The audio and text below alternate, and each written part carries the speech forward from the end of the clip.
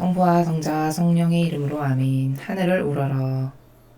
사랑할 하느님 아버지 뜻 안에서 스승이신 예수님과 도움이신 성령님과 사랑할 성모님과 성유세 아버지와 성미카엘 대천사와 하늘의 모든 거룩한 천사들과 성인들의 정보를 청하며 기도드립니다. 사랑할 아버지, 오늘도 아버지 뜻 안에서 예수님과 머니 하나 되신 성심을 통하여 아버지께서 사랑하시는 인류의 모든 영혼들을 저의 인성이 끌어안아 두 분의 하나 되신 성심을 통해 아버지 뜻에 봉헌드립니다. 사랑할 아버지, 온 인류가 어서 빨리 따라야 될 기준이 진리요, 거룩한 사랑이요, 아버지의 신적 질서요.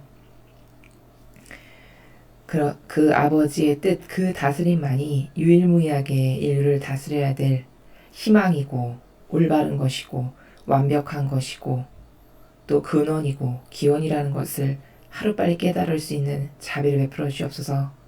인류를 뒤덮고 있는 각양각색의 다양한 프레임과 마귀의 덫과 그리고 그것을 절대로 볼 수 없는 이 현실 가운데 노출되어 있는 가련하고 불쌍한 아버지의 모든 자녀들, 그들의 눈과 귀를 이 매일 가르쳐 주시는 진리의 빛으로 활짝 열어주시옵기를 저희 사명이 간절한 마음으로 예수님과 언니 하나님 통심을 통하여 저희가 대신 배상과 보속드리며 기도드리오니 인류와 특히 대한민국에 가련한 이 대한민국에 자비를 베풀어 주시옵소서.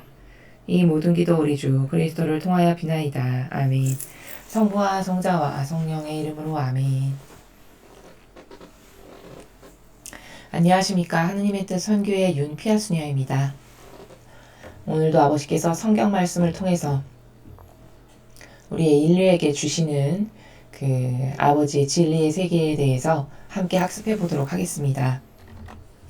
2020년 7월 31일 금요일입니다. 제1독서 예레미야서 26장 1절에서 9절까지의 말씀입니다. 유다 임금 요시아의 아들 여호야킴이 다스리기 시작할 무렵에 주님께서 이런 말씀을 내리셨다. 주님께서 이렇게 말씀하신다. 주님의 집들에 서서 주님의 집에 예배하러 오는 유다의 모든 성읍 주민들에게 내가 너더러 그들에게 전하라고 명령한 모든 말을 한마디도 빼놓지 말고 전하여라. 그들이 그 말을 듣고서 저마다 제 악한 길에서 돌아설지도 모른다. 그러면 나도 그들의 악행 때문에 그들에게 내리려는 재앙을 거두겠다. 너는 그들에게 이렇게 말하여라. 주님께서 이렇게 말씀하신다. 너희가 내 말을 듣지 않고 내가 너희 앞에 세워둔 내 법대로 걷지 않는다면, 또 내가 너희에게 잇따라 보낸 나의 종 예언자들의 말을 듣지 않는다면 사실 너희는 듣지 않았다.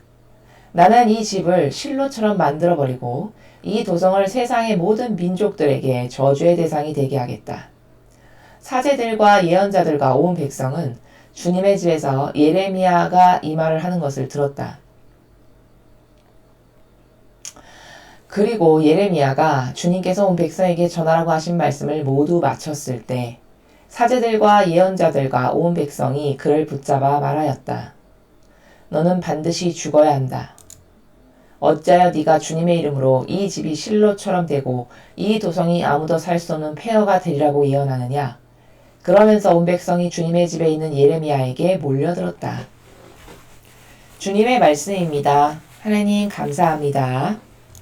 오늘은 바로 이어서 복음까지 한꺼번에 읽고 그리고 해설은 두 개를 합쳐서 하도록 하겠습니다. 마태오복음 13장 54절에서 58절까지의 말씀입니다. 주님 영광 받으소서. 그때 예수님께서 고향에 가시어 회당에서 사람들을 가르치셨다. 그러자 그들은 놀라서 이렇게 말하였다. 저 사람이 어디서 저런 지혜와 기적의 힘을 얻었을까? 저 사람은 목수의 아들이 아닌가? 그의 어머니는 마리아라고 하지 않나? 그리고 그의 형제들은 야고보, 요셉, 시몬, 유다가 아닌가? 그의 누이들도 모두 우리와 함께 살고 있지 않는가? 그런데 저 사람이 어디서 저 모든 것을 얻었지? 그러면서 그들은 그분을 못마땅하게 여겼다. 그러자 예수님께서 그들에게 이르셨다.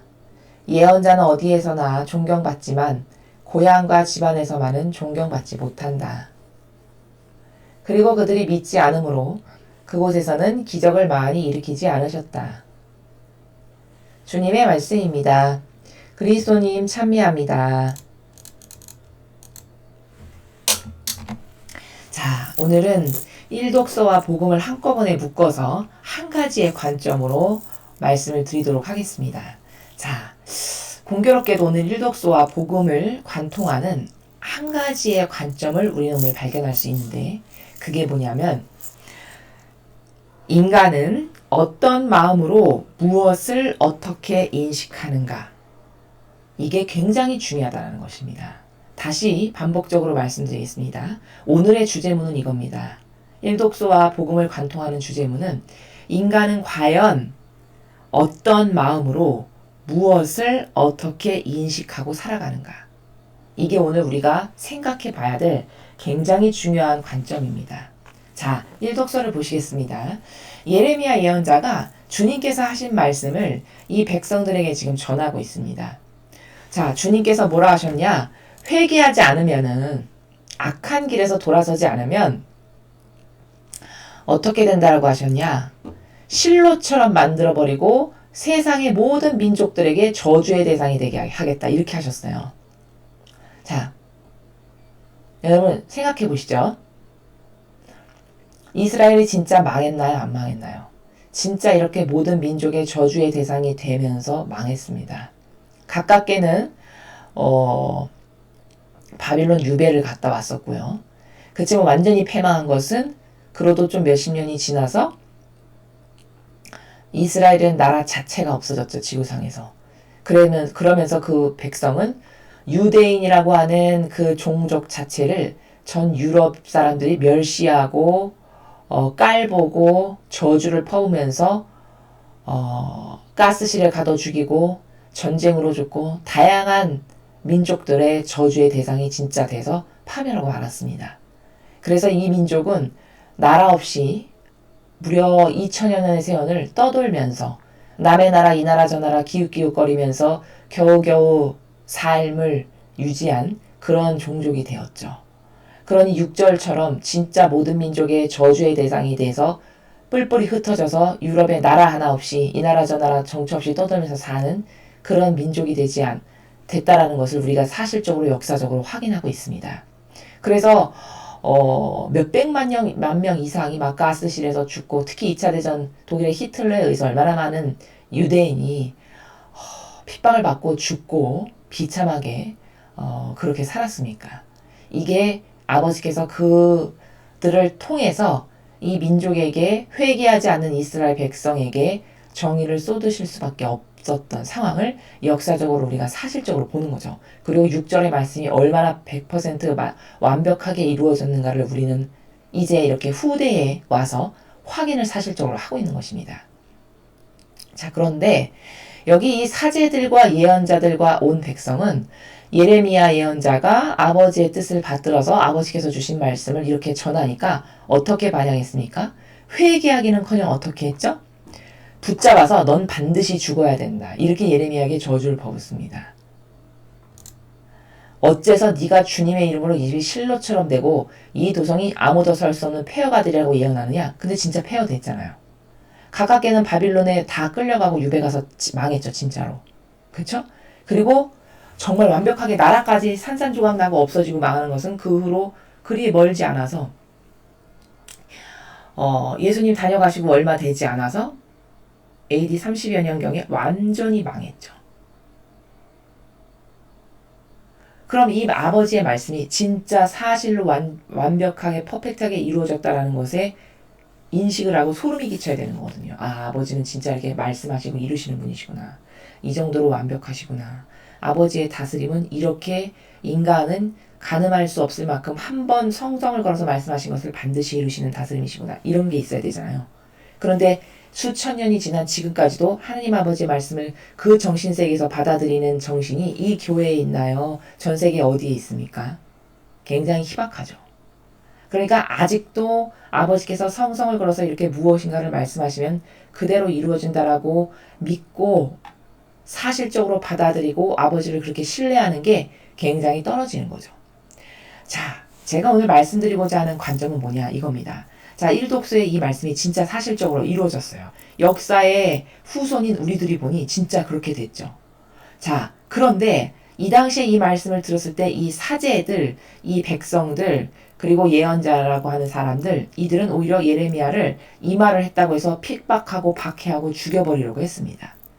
자, 그럼 그들은 과연 어떤 마음으로 예레미야 예언자가 말한 내용을 어떤 마음으로 무엇을 어떻게 인식한 겁니까? 그들이 예레미야 예언자의 입을 통해서 말한 그 말씀이 이건 아버지의 뜻이 우리에게 진짜 사실적으로 주신 말씀이야. 저 말씀에 따라서 회개하지 않으면 우린 진짜 끝이야. 망한다. 라고 사실적으로 인식했으니까 아니면 피상적인 것 그건 넘어서서 오히려 이 저주받을 거사 너는 죽어라. 어떻게 감히 니까짓게 뭔데 니가 뭔데 하느님의 일꾼이라는 행세를 하면서 우리에게 저주를 퍼버? 이렇게 인간적인 나라로 들었습니까? 인간적인 나라로 들었죠. 자, 근데 그럼 이 사제들과 백성들과 이 예언자들은 왜 예레미야가 이야기한 이 말씀을 하느님 아버지의 사실적인 예언 말씀이라고 듣지를 못했을까요? 이들의 마음이 어떤 나라에서 이것을 들은 거죠? 이들의 마음이 이 이야기를 무엇에 근거해서 어떻게 인식했습니까? 신적인 질서 가운데서 하느님의 뜻에 올바르게 반영하는 정신에서 들었다면 예레미야 예언자가 이야기한 것에 똑바로 알아듣고 올바르게 반영했겠죠. 근데 듣는 나라가 이들이 들었던 마음의 상태가 신적인 아버지의 뜻이 진짜로 이 예언자를 통해서 우리에게 지금 말씀하신다라고 하는 올바른 정신과 마음의 나라에서 듣질 않고 이들의 마음은 다 어디에 쏠려 있었냐? 수천 년 동안 율법학자와 바리사이가 뿌려놓았던 그 거짓 교회 안에 있는 이상한 제도와 전통 있죠. 그것을 더 믿고 신뢰하는 그 마음과 정서에서 예레미야 예언자가 이야기한 걸 들었기 때문에 올바르게 반영할 수가 없었고 마지막 주신 회개의 기회까지도 놓치고 마침내 이스라엘은 진짜로 아버지께서 말씀하신 대로 온 전 세계 모든 백성의 저주의 대상이 돼서 망했다라는 것을 우리가 확인할 수 있는 겁니다. 자, 이 이스라엘 백성이 바리사이와 율법학자들에 의해서 엄청나게 많은 영향력을 받고 종교 생활을 한평생 해온 사람들이죠. 그러니까 이들은 신적인 나라에서 무엇을 듣는다라고 하는 마음의 나라가 아예 없죠. 항상 어떤 마음의 나라에서 무엇을 듣죠? 항상 인간의 뜻이 조작하여 만든 이 율법이라고 하는 제도와 전통 안에 자신의 마음이 있습니다. 그게 맞다라고 신뢰하는 마음. 그 율법학자가 바리사이가 말해주는 것이 아버지의 뜻이라고 여기는 이 잘못된 마음과 정서. 이 나라에서 항상 예언자나 아버지께서 보내신 일꾼들이 하는 말을 들었기 때문에 그게 올바른 마음이 아니잖아요. 병든 마귀의 사고방식에 완전히 갇힌 그 마음의 나라에서 들었기 때문에 당연히 올바르게 반영을 할 수가 없었겠죠. 그러니까 나오는 반향들이 이때뿐만 아니라 과거 천지창조 때부터 예수님이 오시는 그 신약에 이르기까지 항상 걸림돌이 뭐냐? 이 인간적인 나라에서 무엇을 듣는 겁니다. 즉 바리사 율법학자들이 짜놓은 프레임이 있죠. 제도와 전통이라고 하는 그 마음의 정서의 나라에서 뭘 듣는 거예요. 그러니 당연히 정반대에 계신 하느님 아버지의 신적 질서하고는 정반대에 있는 나라에서 그 마음으로 이것을 들으니 어떻게 올바르게 인식을 할 수 있겠고 이게 하느님 아버지께서 주신 말씀이라고 어떻게 똑바로 알아들을 수가 있겠습니까? 그러니까 번번이 반향이 늘 옳지 못했고 늘 아버지의 정의를 끌어들이기만 해서 맨날 호되게 하느님의 정의를 불러들여서 호되게 야단 맞고 조금 또 정신 차리고 이것을 반복하다가 진짜로 망해버리는 이런 불행한 역사의 패턴을 가지고 있는 것을 우리가 보고 있는 것이죠. 자, 그러면 여러분 제가 오늘 서두에 말씀드린 어떤 마음의 나라에서 무엇을 어떻게 인식하는가는 얼마나 중요할까요? 자, 아주 쉽게 이렇게 이야기를 해보죠.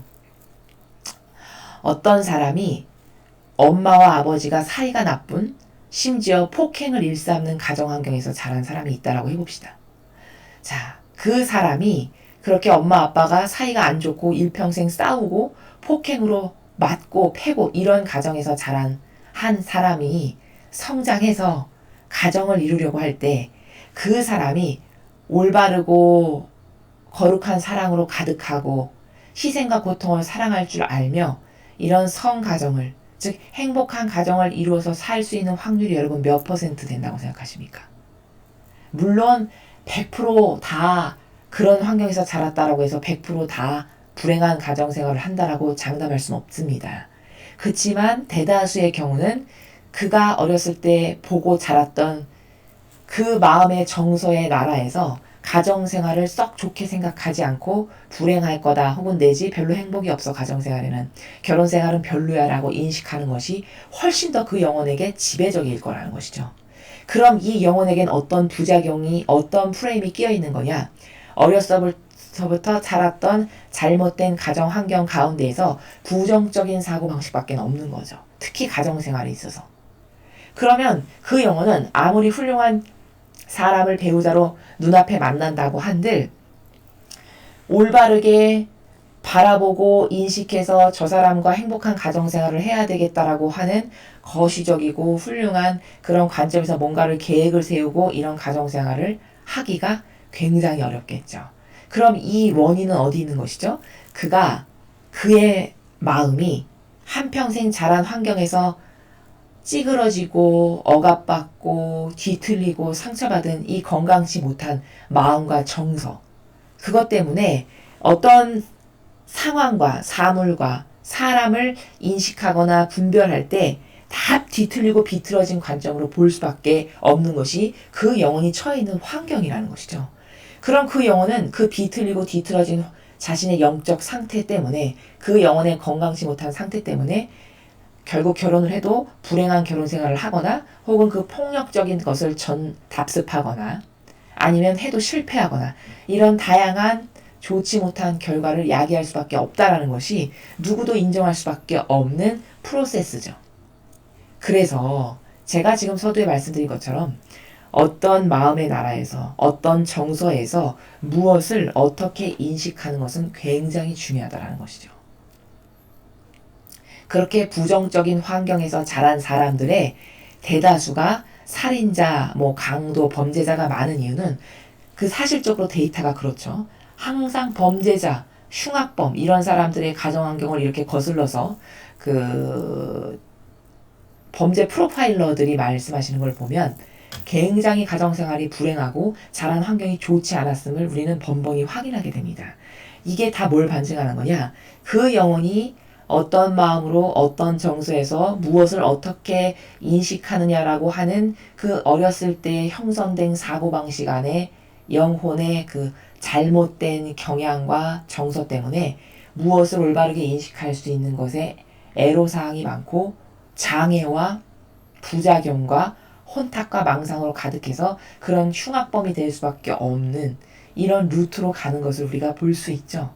이래서 일독서엔 지금 우리가 어떤 부작용을 보냐? 이스라엘 백성과 사제들과 예언자들이 왜 이 예레미야 예언자의 말을 똑바로 아버지의 말씀으로 인식하지 못했을까? 그것은 그들이 예레미야 예언자를 통해서 아버지가 주시는 말씀을 진짜 하나님의 말씀으로 인식할 수 있는 그 마음과 정서의 나라에서 안 살았기 때문이에요. 정반대, 즉 인간이 만들어온 제도와 전통을 더 신으로 떠받들고 그게 더 맞지, 그게 우월하지, 율법학자와 바리사이가 말한 게 맞지. 지금으로 치면 신학박사입니다. 신학박사 말한 게 맞지. 저들이 말한 게 훌륭하지. 어디서 듣도 보도 못한 이상한 것이 하나 와가지고 떠드는 게 저까지 게 무슨 하나님의 말씀이야. 이런 인간적인 기준, 이런 인간적 정서, 한평생 믿고 따랐던 게 그저 제도와 전통, 이런 마음에서 무엇을 인식하니까 다 틀릴 수밖에 없죠. 이래서 이스라엘 백성이 불행의 나락으로 떨어져서 결국 나라가 패망한 꼴이 된 게 다 잘못된 인식으로 인해서, 올바르게 인식할 수 없는 그들이 갇혀 있었던 그 프레임 때문에 이렇게 불행한 역사를 우리는 확인하고 있는 거라는 겁니다. 그럼 여러분 잘 생각해 보십시오. 자, 이제 객관화를 해보시죠. 로마 가톨릭에서 몸담고 종교 생활을 하고 있는 대다수의 신자분들께서 진리를 똑바르게 인식하는 게 쉬울까요? 어려울까요? 굉장히 어렵겠죠. 왜? 이스라엘 백성하고 똑같은 겁니다. 한평생 자신이 옳다, 옳다, 이것은 바러, 이것은 착한 거야, 좋은 거야 라고 인식하면서 수십 년을 몸담았던 그 제도와 전통, 그 제도와 전통이 이렇게 잘못됐다라고 예레미야 예언자처럼 지금 누군가가 똑같이 그렇게 공격하고 왜 잘못됐는지를 낱낱이 밝힌다 한들, 성경을 근간으로 낱낱이 밝힌다 한들, 그것을 올바르게 받아들일 수 없는 것은 로마 가톨릭에서 신앙생활을 하시는 대다수의 분들이 이스라엘 백성과 똑같은 환경 가운데 살아가고 있기 때문이라는 것을 여러분이 인식하실 수 있냐라는 것입니다. 정확히 똑같죠.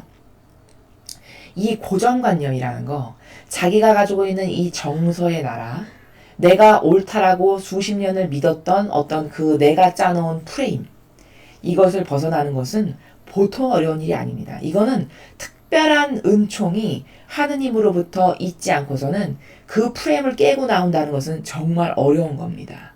자, 그럼 불가능한 거냐? 불가능한 것도 아니에요. 정직하기만 하고 진리를 사랑할 수만 있으면 누구나 다 뛰쳐나올 수 있습니다.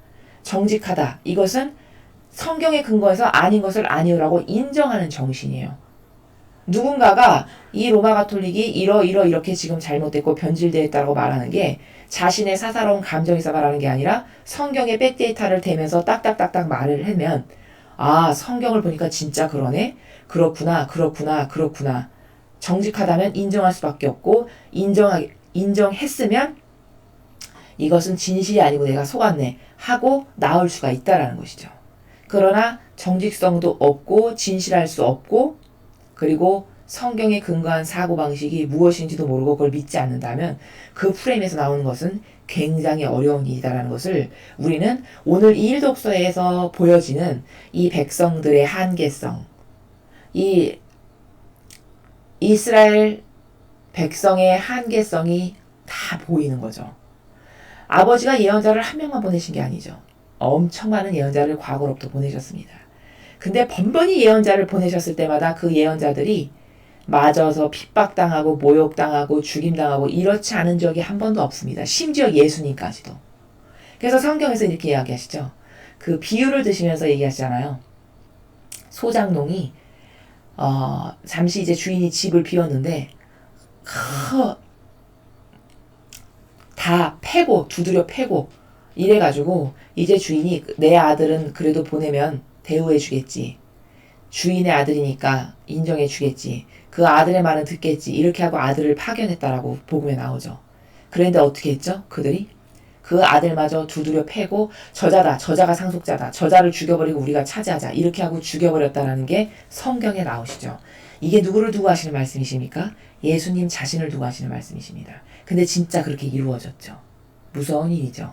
진짜 이스라엘의 마지막 희망으로서 예수님께서 오셨고 그 예수님을 알아보지 못하고 끝끝내 자신들이 갇혀있는 프레임이 뭔지를 깨닫지 못하는 이스라엘 백성은 진짜 신이 오셨는데 그 신을 저주받을 무슨 이단 사이비만도 못한 취급을 하고 그리고서는 5,480대의 매를 예수님께 가하고 가시관, 손에 못 박히심, 채찍질, 침뱉음 이루 다 할 수 없는 말로 다 표현할 수 없는 모욕을 들이시고 돌아가시게 했죠. 이게 뭘까? 진짜 무슨 어떤 정신의 나라에서 어떤 마음으로 무엇을 어떻게 인식하는가는 이렇게 바꾸기가 어렵다는 겁니다. 이게 과거 이스라엘 백성만 이랬냐? 지금 로마 가톨릭에서 신앙생활을 하는 많은 사람들이 아직도 깨닫지 못하고 거기를 신봉하고 믿고 따르는 것은 바로 이 이스라엘 백성이 속았던 바리사이법 학자들이 짜놓은 그 제도와 전통을 진짜라고 믿는 그 프레임에 일평생 속고 살아가지고 그 프레임에서 뛰쳐나오지 못하니까 마침내는 멸망할 수밖에 없었던 이 한계성, 이게 비단 이때뿐만이 아니라 지금도 똑같이 반복되고 있다는 사실을 우리는 객관화시켜서 확실하게 인식할 줄 알아야, 그래야 자신을 바라볼 수 있고 아닌 것을 아니오라고 할 수 있고 마귀의 프레임에서 뛰쳐나올 수 있다는 겁니다. 이스라엘 백성만 특별히 멍청하고 어리석어서 이 일을 당한 게 아닙니다. 여러분, 어떤 것을 어떤 기준에서 어떤 마음과 정서의 나라에서 무엇을 어떻게 인식하는가는 이렇게 중요한 겁니다. 한번 여기다 인식해서 받아 넣은 사고방식을 고친다는 건 보통 어려운 일이 아니죠. 이 나라를 보세요. 지금 3년 반이 넘었는데도 아직도 이 정권을 찬동하는 사람들이 많죠. 그게 왜 그럴까요? 그 자신의 사고방식 안에 악이 어떤 아주 단단한 쇠사슬보다도 더 힘센, 쇠심줄보다도 더 힘센 어떤 기호와 경향과 정서와 어떤 마음에서 뭐 하나 옳다라고 믿었던 그것을 여기다 뿌려놓은 것을 빼내는 것이, 그것에 객관화를 시키는 것이 그토록 어렵다라는 것을 이 나라가 지금 반증하고 있는 겁니다. 이렇게 무서운 겁니다. 어떤 마음에서 무엇을 인식하는지는 정말 무서운 거다는 거. 그러니 여러분, 한평생 우리가 진리를 모르면서 살았던 시간이 진리를 지금 배우는 시간보다 훨씬 길었잖아요. 그러면 진리를 모르고 살았던 우리가 무엇이 옳다, 그르다, 맞다, 좋다, 나쁘다라고 인식하는 게 얼마나 틀린 것들일까요? 얼마나 잘못된 것들인지 여러분 납득하시고 이해하실 수 있으시겠습니까? 진리도 기준이 아닌데 막연한 내 기호와 정서와 누가 멋있어 보여서 그냥 막연히 따라했고, 아, 저 사람 괜찮아 보이는데 나랑 코드가 맞는데 이래서 따라했던 이런 수많은 뒤틀린 이상한 마음의 나라에서 뭘 받아들여서 내 걸로 만들었던 이런 다양한 수많은 기준들, 이런 기준들로 무엇이 옳으네, 그르네, 이건 좋으네, 나쁘네, 예쁘네 이렇게 골랐던 것들이 얼마나 다 잘못된 것들인지를 한번 생각해 보시기 바랍니다. 진리도 모르면서 무엇을 선택한 것은 마치 지뢰밭을 걸어가는 것과 똑같습니다. 그렇게 한평생을 지뢰밭을 걸어가는 것처럼 지금까지 우리가 살아온 거죠. 이래서 이 백성만, 이 유태인만 특별히 머리가 나쁘고 지력이 떨어지고 어리석어서 이렇게 하느님의 일꾼을 수도 없이 많이 보냈는데도 번번이 올바른 선택을 하지 못한 것은 특별히 이들이 멍청해서가 아니라, 이렇게 인간의 사고방식 안에 어떤 마음의 나라에서 무엇을 어떻게 인식하느냐라고 해서 고정관념으로 뿌리 박아놓은 이것은 진짜 암보다도 더 무서운, 나를 좌지우지하는 내 사고방식의 기저를 차지하고 앉아서 내가 무엇을 선택하고 말고, 내가 어디를 갈까 말까, 내가 심지어 천국을 갈지 지옥을 갈지도 바로 내가 이거 꽂아놓은 사고방식으로 인해서 결정된다라는 사실을 명확히 인식하셔야만 한다 라는 것을 말씀드리면서, 그럼 지금 로마 가톨릭에 살아가는 수많은 신자들이 과연 이런 개념이 있을까? 개념이 하나도 없겠죠. 왜? 진리를 배우지 않았으니까. 자신이 생각하는 게 다 맞다라고 생각하고 살아가는 사람이 대다수라는 거죠. 그럼 그렇게 맞다라고 생각하는 사람이 선택하는 것을, 그것이 틀렸다라고 입증하는 것 또한 어려운 일이지만 틀렸다라고 입증해 준다 해서 그가 50년, 60년 동안 맞다라고 인식했던 사고방식을 하루아침에 바꾸는 것은 얼마나 어려울지를 한번 생각해 보십시오.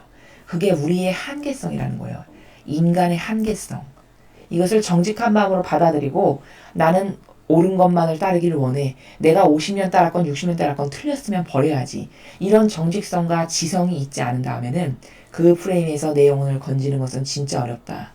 그래서 여러분은 진리를 배우시면서 내가 지금 믿고 따르는 게 뭔가를 항상 생각하셔야 됩니다. 항상. 내가 무엇이 옳다라고 뭘 받아들였을 때 내 정서가 어땠는가.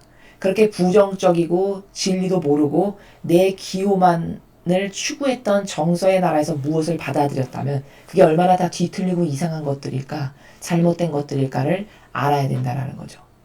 자, 오늘 복음도 똑같은 관점으로 볼 수 있습니다. 자, 같은 관점으로 보시겠습니다. 자, 지금 예수님께서 고향에 가셨어요. 나고 자라셨던 고향. 거기서 이제 막 사람들을 가르치기 시작하셨어요. 어디에서나 다 하셨던 일들이죠. 다른 이방인의 지역에서도 하셨던 일들이에요. 다른 고장에서 다 하셨던 일들입니다. 근데 고향에 왔는데 이렇게 얘기하는 거예요, 사람들이. 가만 있어봐. 저 예수 아니야? 아, 쟤 코 찔찔 흘리고 우리 옆집 살았던 걔 아니야? 목수 아들. 그 엄마는 마리아라고 하는 사람 아니야? 아니, 우리가 저 사촌들 잘 알잖아. 뭐 야고보, 요셉, 시몬, 유다 이런 애들이랑 같이 자랐던 걔 아니야? 예수. 이렇게 이야기하는 거죠. 쉽게 풀이서 설명하면. 그러면서 아, 그 누이들도 우리가 잘 알잖아. 우리랑 함께 살았잖아. 근데 쟤가 어디서 저런 걸 저렇게 주워 들어가지고 유식한 말을 하지? 이런 나라인 거죠. 그러면서 굉장히 못마땅하게 얘기했다는 거죠. 자, 그럼 여러분, 앞에 오늘의 주제문의 관점, 어떤 주제로 지금 우리가 성경을 보고 있죠? 어떤 마음으로 무엇을 어떻게 인식했는가는 굉장히 중요하다가 오늘의 주제입니다. 자, 그럼 지금 이 동네 사람들은 어떤 마음이죠? 시기 질투하는 마음이죠. 내 아들이 저렇게 잘났으면 자랑스럽고 기쁘고 자랑하느라 바빴을 텐데 저 남의 집 아들이야. 게다가 가난하고 못 살고 어려서 배우지도 못하고 맨날 나무나 갈고 나무나 팼던 개 아니야. 그 아버지가 그 목수하던 개 아니야. 걔가 어디서 저런 걸 저렇게 주워 들어와서 유식한 척을 해. 뭐 이런 나라죠. 그러니까 어떤 마음의 정서일까요? 시기 질투의 마음의 정서죠. 그 시기 질투하는 마음의 정서의 나라에서 예수님의 말씀을 듣는다 한들 올바르게 꽂힐까요? 올바르게 싹을 내릴까요? 불가능하겠죠.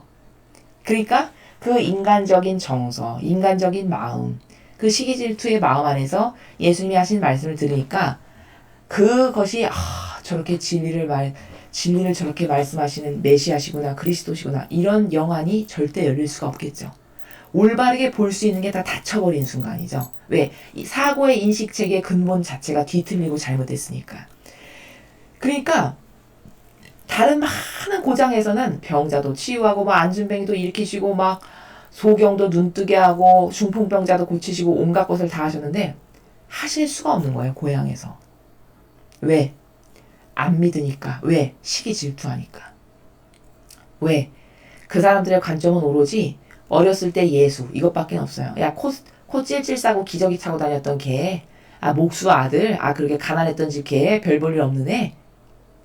그거 있잖아, 어미라고 그 마리아라고 하나 있는, 마치 이런 나라. 이런 나라의 관점밖에는 예수님을 인식할 수 있는 세계가 없는 거죠. 오히려 그것이 고정관념으로 여기 박혀 있는 거죠. 그러니까 그 고정관념 때문에 올바르게 볼 수가 없고 분별할 수가 없고 새겨지는 건 더더욱 이루 말할 수도 없고, 그러니 그렇게 믿지 않는 곳에서 하나님의 역사가 일어날까요? 불가능하죠. 하나님은 주지 않고 싶으셔서 안 주시는 분이 아닙니다. 제가 누누이 말씀드리지만 주지 못해서 안 달라신 분이 우리 아버지세요. 어떻게든지 하나라도 더 주고 싶어 하시는. 근데 받지 못하는 건 뭐냐? 순전히 이런 인간의 반향 때문인 거죠. 여러분, 이런 반향에다가 기적이 일어나면 그게 기적이죠. 그렇죠. 아니, 이런 반향을 하는데 하느님의 능력 앞에 이런 베내미고 교만과 시기질투와 자만으로 가득한 이런 인간적인 정서밖에 없는 나라에서 뭘 듣고 보고 반향을 하는데 여기다가 기적을 부으시면 그게 기적이죠. 그게 하느님이 안 계신 거죠. 그러니까 안 일어나는 겁니다. 기적의 역사가. 그래서 얘기하시잖아요. 예언자는 어디서나 다 존경받지만 왜? 선입견 없는 순수한 눈으로 다른 고장에서는 예수님을 보는 거죠. 메시아가 오신다더니 진짜 오셨나봐. 저분이 행하시는 걸 보니까 좀 사람은 못하는 일이야. 그리스도신가봐. 이렇게 되는 거죠. 그러니까 존경받고 주님 스승님 이러면서 저희 집에 오십시오 이렇게 하지만 이 고향에 갔더니 과거에 자기들이 갖고 있던 누가 그런 거 가지라고 해서 가졌나? 자신들이 스스로 가진 이상한 고정관념 때문에 그 색안경을 끼고 보는 그 시기질투의 나라, 그 인간적 관점의 나라, 그게 이들이 지금 살아가는 마음의 나라죠. 그 마음의 나라에서는 절대 올바르게 인식하거나 분별할 수가 없겠죠. 그러니까 자기 고향과 집안에서는 절대 존경받지 못한다 이렇게 한마디 하시고 가시는 거예요. 그리고서는 믿지 않았기 때문에 기적을 못 일으키셨다 이렇게 전해주고 있습니다. 자, 여러분, 우리는 어떤 마음의 나라에서 무엇을 어떻게 인식하느냐라고 하는 이런 인식체계에 대한 중요성이 사실 없습니다. 그리고는 참 막연하고 피상적인 것이 내가 옳다라고 생각하면 그냥 옳은 거예요. 내가 기준이 아님에도 불구하고 나한테는 관대하니까. 그러니까 내가 무엇이 좋고 내가 어떤 걸 옳다라고 생각했고 어떤 걸 훌륭하다라고 바라봤고 어떤 건 나쁘다라고 생각했고 저건 악독하다라고 정의 내렸고 단죄했고 이러면 내가 생각한 그 모든 기준에서 결정내린 것이 다 맞다라고 인지하는 나라에서 살아간다는 겁니다.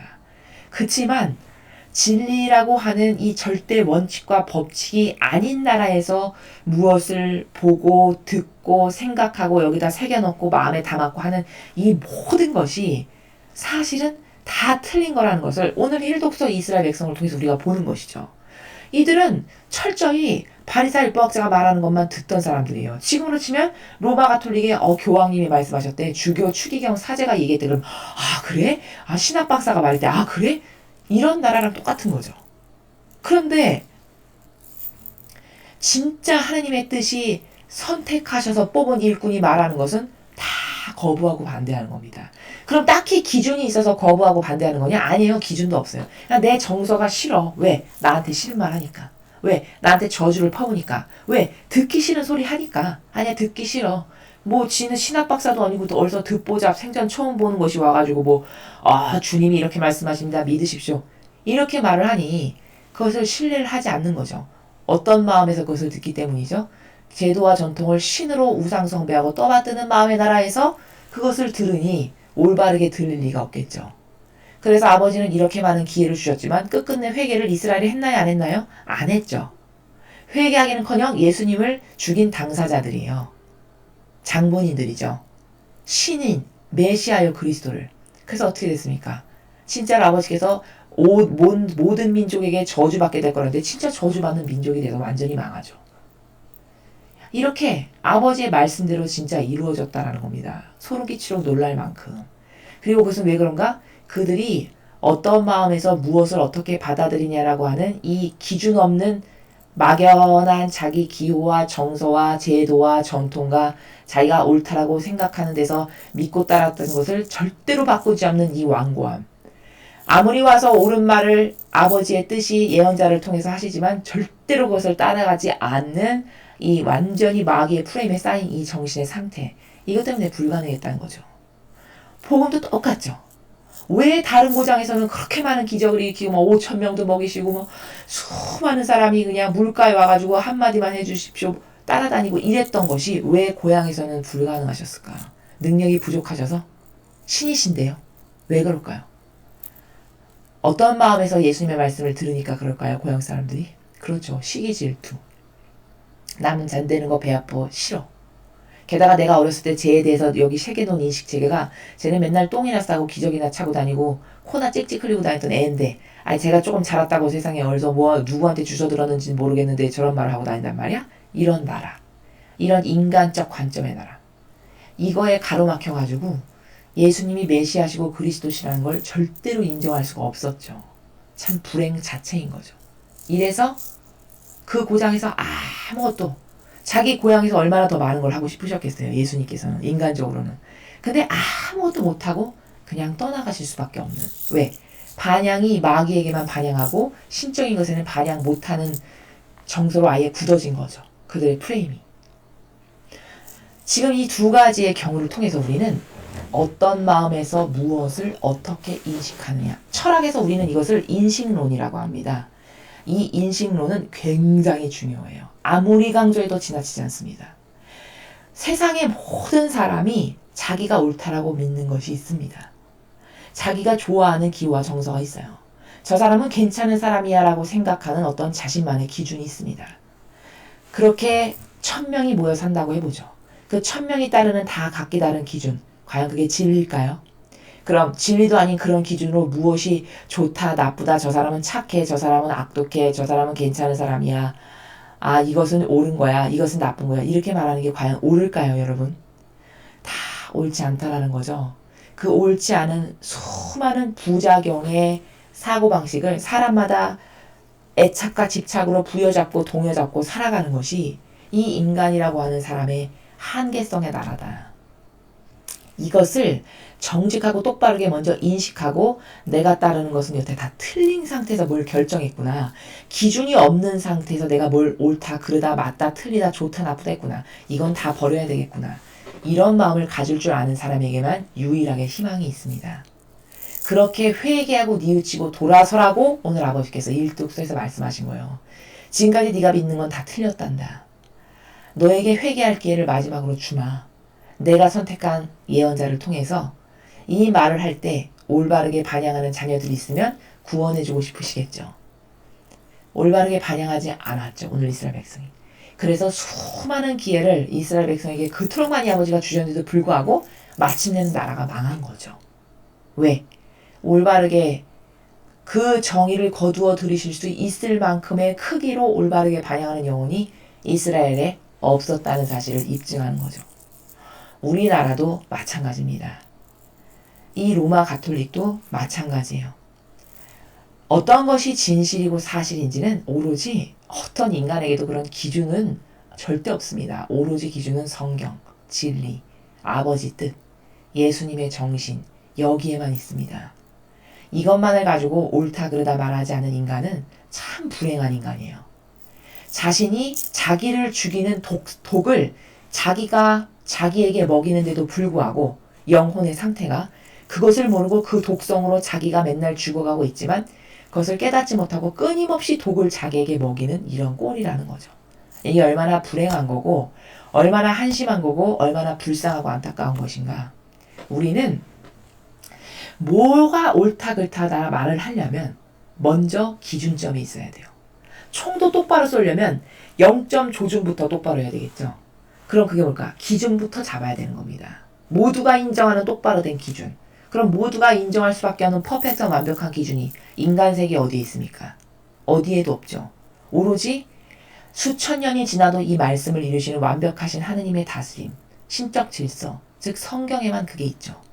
즉 이런 신적 질서, 진리에만 있는 이 완벽하게 옳은 퍼펙트한 진실과 사실, 이것에만 근거해서 무엇이 옳다 그르다 말하지 않는다면 정말 불행 자체요. 그 영혼에겐 답이 없고 그것을 과감히 거부하고 그 틀을 깨고 나오는 영혼에게만 희망이 있고 그 용기의 아버지는 은총을 부으실 수 있고 올바르게 이끌어 주실 수 있다. 아니오를 아니오라고 할 수 있는 정직성이 있을 때 그런 영혼들에게만 희망이 있다. 라는 것을 여러분이 오늘 마음속 깊이 깨달으시고 지금까지 내가 한평생 믿고 따랐던 것은 뭘 기준으로 그랬는가?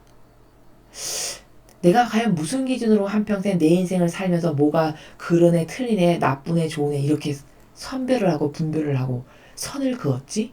이것을 한번 곰곰이 생각해 보시는 하루가 되셨으면 좋겠습니다. 그리고 그것이 옳지 않다라는 것을 깨달으셨으면 과감히 버리십시오. 지금까지 여러분이 따랐던 기준을 과감히 버리십시오. 그리고 퍼펙트한 오류라고는 없는 흠결사항이라고는 찾아볼 수 없는 그 진리, 아버지의 뜻, 성경에 나오시는 이런 예수님의 정신. 앞으로 저는 이것만으로 무엇이 옳다 그르다 예수님이 말씀하신 그 가치의 정신세계 안에서 옳다 그르다 좋다 나쁘다를 말하는 사람이 되겠습니다. 그렇게 될 수 있도록 도와주십시오. 이렇게 간절히 기도하시는 여러분들이 되셨으면 좋겠습니다. 이상으로 2020년 7월 31일 금요일 복음 해설을 마치겠습니다. 감사합니다.